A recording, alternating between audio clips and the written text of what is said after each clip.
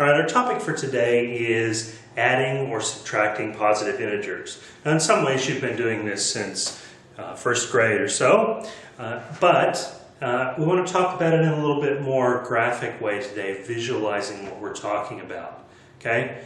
And there are two things that we need to think about. The first is that when we add a positive number, that is moving right on our number line, okay? So adding a positive means that we are moving to the right.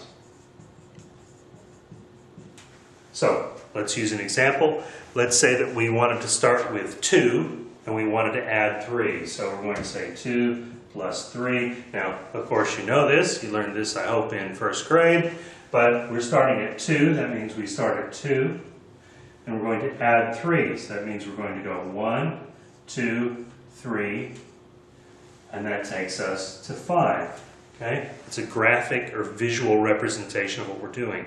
Let's say that we were doing something different. Let's say that we started at minus 5. So we're going to go minus 5 and we're going to add 2.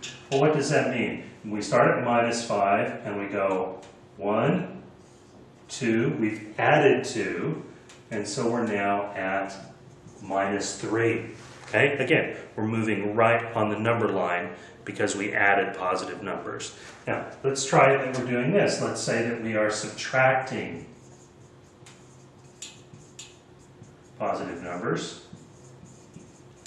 So if we move right when we add, it would make sense that we move left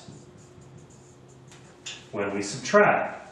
Let's get these examples out of here. And let's use a different example. Let's say that we had 2, take away 3 instead. So again, we're going to start at 2, but because we're subtracting, we're going to move left on the number line. So we start at 2, and we go 1, 2, 3, and we get to minus 1. Let's use one that's just a little bit harder than that. Let's say we started at minus 4, and we subtracted or took away 2. We're starting at minus 4. We're going to take away 2. 1, 2. That takes us to minus 6. Okay? That's how it works. So let's do a couple more examples to see if this makes sense to you. Get rid of this one.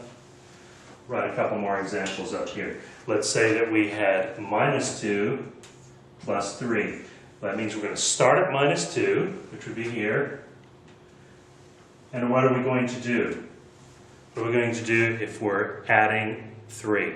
Well, that means we're going to move to the right. Right? That's what we have here. So we're going to go 1, 1, 2, 3, which takes us to 1. So minus 2 plus 3 is 1. What if we started at a negative number and we added something smaller? Let's say we went minus 8 plus 1. Again, we're still going to start at minus 8. Plus 1 means we're moving to the right. So we're going to go plus 1, which gives me minus 7. Let's say, though, that we wanted to subtract instead. So let's say we start at 5 minus 7. We're going to get these addition problems out of here. So we start at 5. And what do we do from there? Well, because it's minus or subtract, that means that we're moving to the left. So we're going to subtract 7 from 5. 1, 2, 3, 4, 5, 6, 7. And that takes me to minus 2. One more. Let's say that we start at minus 3 and we subtract 3 from that. Well, that would start us here at minus 3. Because we're taking away 3, what happens? Well, we move to the left. When we subtract or take away, we move to the left. Starting at minus 3, 1, 2, 3 gives me minus 6. And that is adding and subtracting positive integers.